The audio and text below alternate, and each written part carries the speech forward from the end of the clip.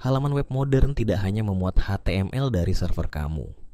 Ada script analytics, widget chat, font CDN, gambar iklan, dan fetch ke API pihak ketiga.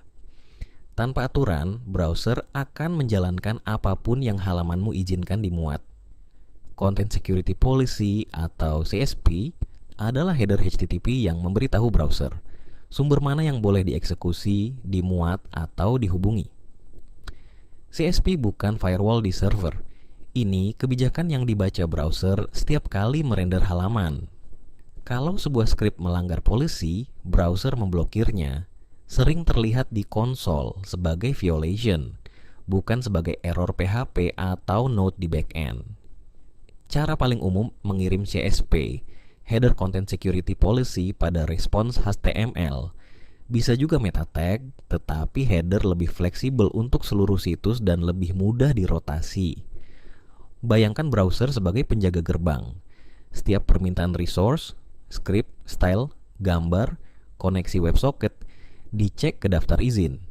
Tidak ada di daftar, ditolak, kecuali kamu secara eksplisit menambahkan pengecualian. Tanpa CSP, inline script dari celah XSS bisa langsung jalan. Attacker menyuntikkan teks script, browser mengeksekusi. CSP tidak menghapus bug XSS, tetapi membatasi dampak. Banyak payload inline otomatis gagal kalau polisi ketat. Direktif paling penting untuk keamanan aplikasi web, script SRC. Contoh ketat, hanya self dan domain CDN yang kamu percaya. Semua origin lain diblokir. Inline script, on-click, script tanpa SRC, blok JavaScript di HTML adalah musuh klasik CSP ketat. Default aman, jangan izinkan inline sembarangan. Itu mengganggu situs lama yang penuh on-click, tapi itulah tujuannya. Memutus pola injeksi cepat. Kalau kamu benar-benar butuh sedikit inline, ada dua jalan resmi. Nonce. Server menghasilkan angka acak per request, memasukkannya ke header CSP dan atribut nonce pada teks script yang sah. Hash. Untuk script inline statis kecil, kamu hitung SH26 mana 6 masukkan ke polisi. Hanya teks persis itu yang lolos. Jangan pakai unsafe inline di production hanya karena malas refactor.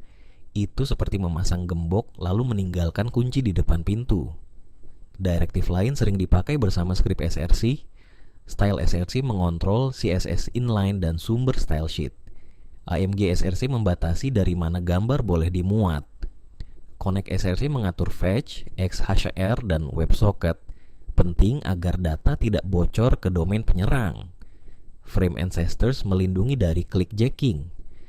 Halamanmu tidak boleh dibingkai situs asing. CSP juga bisa melaporkan pelanggaran. Report URI atau report to mengirim JSON ringkas ke endpoint kamu, berguna untuk melihat typo policy atau serangan yang sudah dicoba. Ingat lapisan pertahanan.